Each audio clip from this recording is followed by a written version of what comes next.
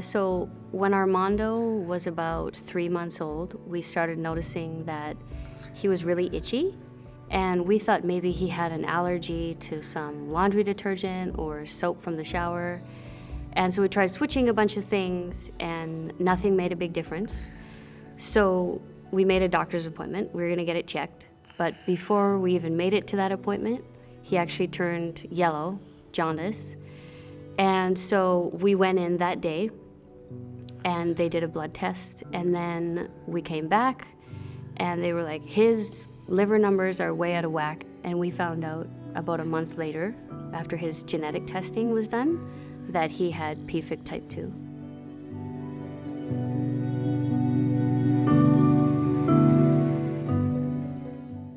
I mean, he got to the point where he was so itchy that he would just wake up and his sheets would be covered in blood.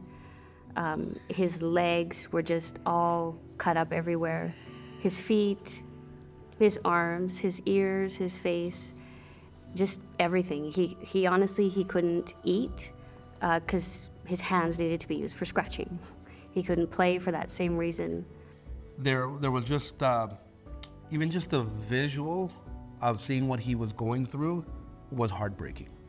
I think we've gone through a few different seasons in understanding the pruritus, because when we were going through it, as a parent, you want to help your child. Like, this is one of my roles as a dad, is to go in there, how can I make this better?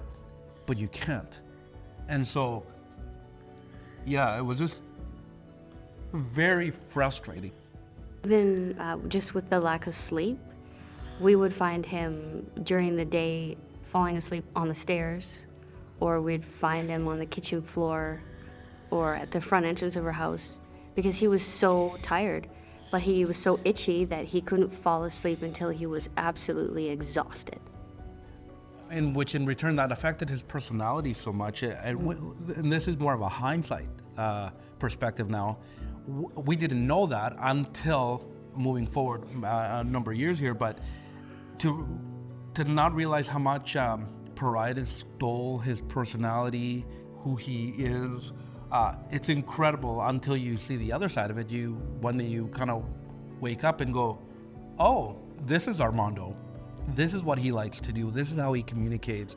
It's not a simple label to say, well, he's just a shy boy, or he's just quiet, or no, there's a lot more going on behind this because of what he's been dealing with.